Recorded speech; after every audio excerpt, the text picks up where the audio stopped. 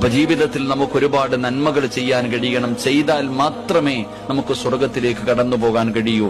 അള്ളാഹു ജന്നാത്തുൽ ഫിർദൗസ് നൽകി അനുഗ്രഹിക്കുമാറാകട്ടെ. സ്വർഗത്തിൽ പോകുകയാണെങ്കിൽ എല്ലാവരും അള്ളാഹുവിനോട് ദുആ ചെയ്യും, സ്വർഗന്താ സ്വർഗന്താ സ്വർഗന്താ. ആണുങ്ങളും പെണ്ണുങ്ങളും എല്ലാവരും അള്ളാഹുവിനോട് സ്വർഗം ചോദിക്കും, സ്വർഗം തരാൻ. എങ്കിൽ പ്രവാചകൻ സല്ലല്ലാഹു അലൈഹി വസല്ലമ തങ്ങൾ പറഞ്ഞു, നിങ്ങൾ അള്ളാഹുവിനോട് സ്വർഗം ചോദിക്കുകയാണെങ്കിൽ സല്ലു അൽ ഫിർദൗസ്, നിങ്ങൾ ജന്നാത്തുൽ ഫിർദൗസ് ചോദിക്കണം. സ്വർഗം താ എന്നല്ല അള്ളാഹിനോട് ചോദിക്കേണ്ടത്. അള്ളാഹുവേ നീ എനിക്ക് സ്വർഗം താ എന്നല്ല, നിങ്ങൾ ചോദിക്കുകയാണെങ്കിൽ ഫിർദൗസ് എന്ന് പറയുന്ന സ്വർഗം ചോദിക്കണം, ജന്നാത്തുൽ ഫിർദൗസ്. എന്താ അതിന്റെ പ്രത്യേകത? ഈ ജന്നാത്തുൽ ഫിർദൗസ് എന്ന് പറയുന്ന സ്വർഗത്തിന്റെ പ്രത്യേകത എന്താ?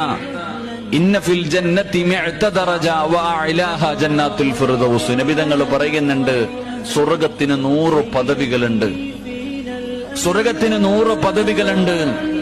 ആ സ്വർഗത്തിലെ 100 പദവികളിൽ 100ാമത്തെ പദവിയാണ് ഫിർദൗസ് എന്ന സ്വർഗം, ജന്നാത്തുൽ ഫിർദൗസ് എന്ന് ആദരവായ പ്രവാചകൻ നബി മുഹമ്മദ് മുസ്തഫ സല്ലല്ലാഹു അലൈഹി വസല്ലമ തങ്ങൾ പഠിപ്പിക്കുന്നു. അല്ലാഹു ആ ജന്നാത്തുൽ ഫിർദൗസ് നൽകി അനുഗ്രഹിക്കുമാറാകട്ടെ. അപ്പൊ പോകുകയാണെങ്കിൽ ഏത് സ്വർഗത്തിൽ പോണം? പറ ചങ്ങാതിമാരെ, ഏത് സ്വർഗത്തിൽ പോണം? ജന്നാത്തുൽ ഫിർദൗസിൽ പോണം.